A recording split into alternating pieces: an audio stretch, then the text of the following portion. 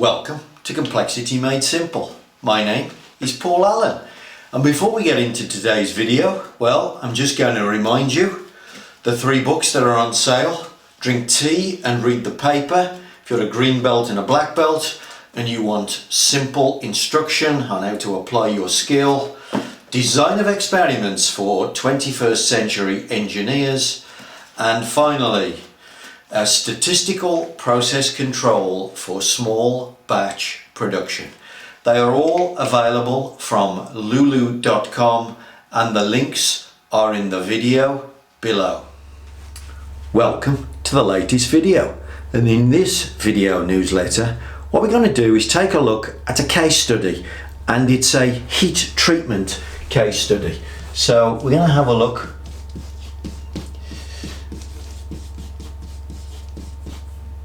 It's a heat treat case study, and it goes very nicely with my my first book called Drink Tea and Read the Paper, because it shows you how fixed standard settings really make a difference. And by the way, it doesn't matter what the fixed standard settings are. If you use your common sense and pick some fixed standard settings and use them, you will be surprised how well they work. Now this video comes from a comment that somebody left on one of my other YouTube videos, where they talked about going around to heat treatment factories and the heat treatment factory wouldn't use statistical process control. And it just reminded me that I had this case study. It's a few years old now, but I don't think I've ever made a video on this subject before, but it's a great example of standard settings. Take your hands off, drink tea and read the paper. Let's take a look at the case study. Okay, so here we are. I've removed the company's name, okay, so it wouldn't be fair to show you who this organization is, but you can see there's a problem statement and an objective. Look, and it says the problem is the annealing of brass plated steel prototype samples by the short route process currently results in an unpredictable and unacceptable reject rate. And so you can see the problem and you can see the objective that they've got there. And basically, just to explain a little bit of how this process is working and how they are currently running this process. So the process currently has different sizes of components arriving at this heat treat department. They're discs. Typically, an easy way to describe them is discs. They're different sizes and they're different quantities. So sometimes they're smaller in diameter, sometimes they're larger in diameter, sometimes there's a lot of them, sometimes there's a lot less of them. And what they're currently doing, well, the heat treatment operator, what does he do? Well, of course, he uses his skill to put settings into the process. So he looks at what he has for the day and he thinks, oh, that's rather a lot of thermal mass. I think I'll add a little bit of temperature, or I'll add a little bit of time. And then maybe tomorrow he looks and thinks, oh, there's a little bit less thermal mass today, so I think I'll have a little bit less temperature, a little bit less time. And he makes adjustments. Okay, so that's the way they currently run this heat treat plant.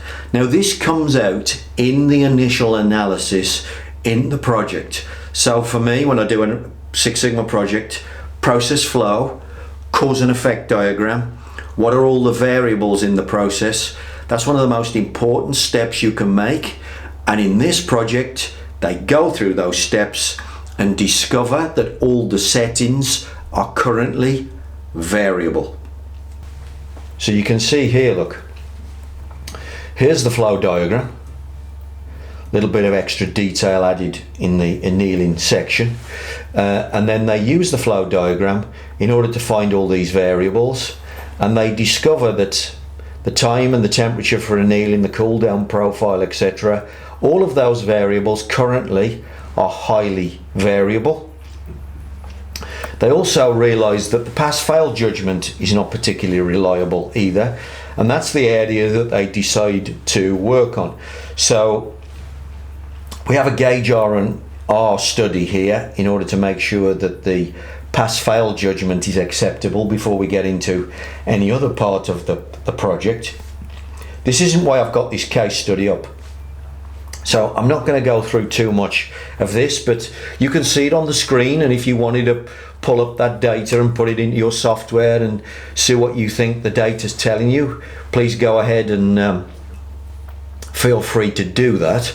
But they made sure that the pass-fail judgment was in good shape before they did anything else. And then one of the things they did, they just sat down with the operators in this area and they just agreed standard settings. So there's no analysis, there's no fancy mathematics. This is just using the operator's skill, but once they've made a decision, they take their hands off and they don't touch the process.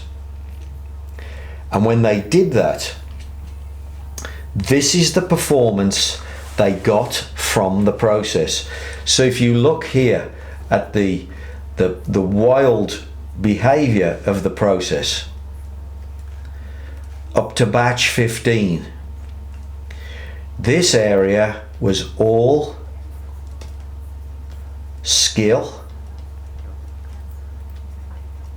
with new settings constantly. Look at the reject rate. What a complete disaster. As low as 15% in terms of acceptability, as high as 90% in terms of acceptability.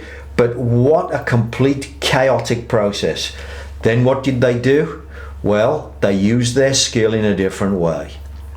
They took the skill and simply fixed the settings and told the operator to stand back, drink tea and read the paper.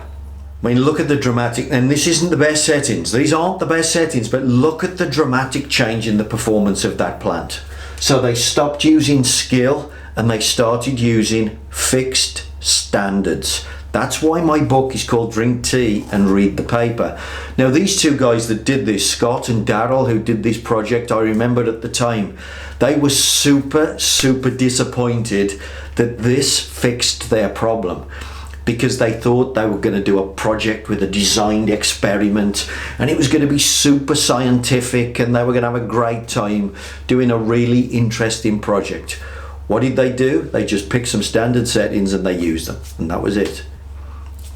Problem went away. And by the way, that's what happens with most problems. That's what happens in most systems. If you just do the same thing, you will get the same result. And often you have enough skill to know what the same thing should be. So when you pick your standards, you will not be a million miles away from some really good settings. And if you just use them and repeat them, and you do brilliant maintenance on your machine, I cannot emphasize that enough. Maintenance, maintenance, maintenance. Your machine will perform identically. Your products will be produced identically, and you'll make bucket loads of cash. Drink tea and read the paper and use standard settings like those guys in the heat treat plant.